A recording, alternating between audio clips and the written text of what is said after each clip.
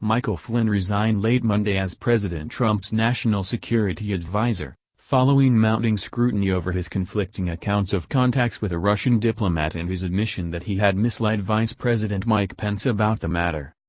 Flynn's departure, which came after several days in which Trump conspicuously refused to publicly back him, marked another embarrassing setback for an administration just over 3 weeks old, on a subject that has for months given pause to both Democrats and Republicans: connections between Trump and Russia. Trump named retired General Keith Kellogg, who served as a campaign advisor, as acting national security advisor. Kellogg was one of 3 candidates being considered to replace Flynn, White House officials said.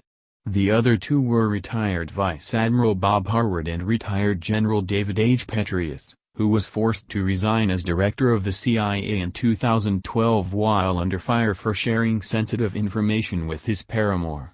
He pleaded guilty to 1 count of mishandling classified information and was fined and sentenced to probation. Flynn's downfall began with a series of contacts he had with Russian Ambassador Sergei Kislyak, which became the subject of news reports in January. Flynn and other administration officials, including Pence, initially denied the reports of multiple substantive contacts between the 2 men. They then conceded that the 2 had spoken and exchanged text messages, but denied that Flynn and Kislyak had discussed sanctions the Obama administration had imposed in December after concluding Russia had attempted to interfere with the U.S. election. Such talks would have been highly inappropriate given that President Obama was still setting U.S. foreign policy at the time. In his resignation letter, Flynn said he had not given Pence an accurate account of his conversations with Kislyak, but said he had not done so deliberately. Unfortunately, because of the fast pace of events, I inadvertently briefed the Vice President-elect and others with incomplete information regarding my phone calls with the Russian ambassador, Flynn wrote. I have sincerely apologized to the President and the Vice President, and they have accepted my apology. His 24-day tenure is by far the shortest for a national security advisor since the position was created in the 1940s, and among the briefest for any senior West Wing staffer. No evidence has emerged that Trump directed Flynn to act or was even aware of what he was doing. But Flynn's departure is unlikely to put to rest questions about Trump's own relationship with Russia and public admiration for its president, Vladimir Putin. Flynn, who is director of the U.S. Defense Intelligence Agency in the Obama administration, left in 2014 and later said he had become disenchanted with its strategy for fighting Islamic militancy. He found a kindred spirit in Trump. His views closely aligned with Trump's campaign attacks on Islam and calls to bar Muslims from immigrating to the U.S., and he became a close advisor during the election.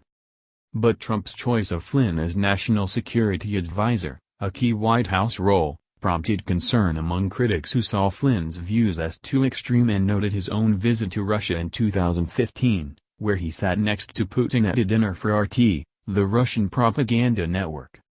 A new round of media reports in recent days refocused attention on Flynn's contacts with Kislyak.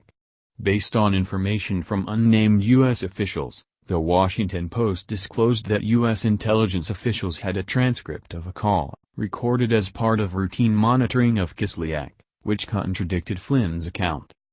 Aides to Flynn then backed off his earlier denials to say he had no recollection of discussing sanctions, but that he couldn't be certain that the topic never came up. Intelligence officials and others expressed incredulity that Flynn could have been unaware that Kislyak's calls were routinely monitored. Flynn would have risked violating U.S. law by discussing the sanctions before Trump took office. The Logan Act, which never been used to prosecute anyone, bars U.S. citizens from unauthorized interactions with foreign governments with an intent to influence government actions. But it was Flynn's recounting of his conversations to Pence that appeared to have proved fatal to his service in the administration.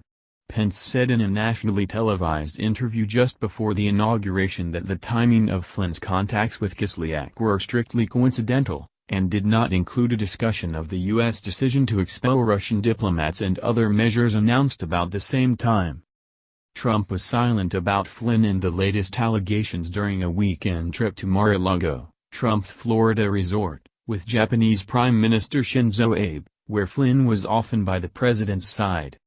His resignation, given about 10 p.m. Monday night and announced by the White House an hour later, came at the end of a frenzied day of closed-door talks in the West Wing and mixed signals about Flynn's fate.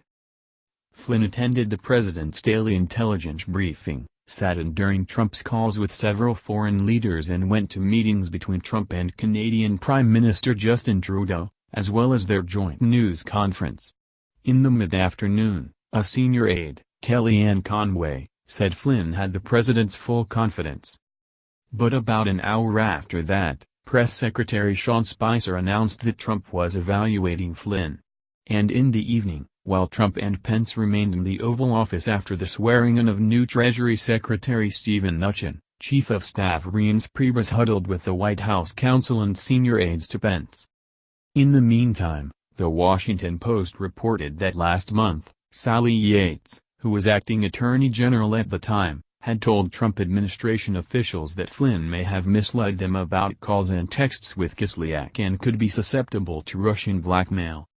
Throughout the day, Trump's Twitter account, his tool for impromptu screeds that can set the day's news agenda, was silent, save for canned statements. Finally, Flynn's dismissal was made public.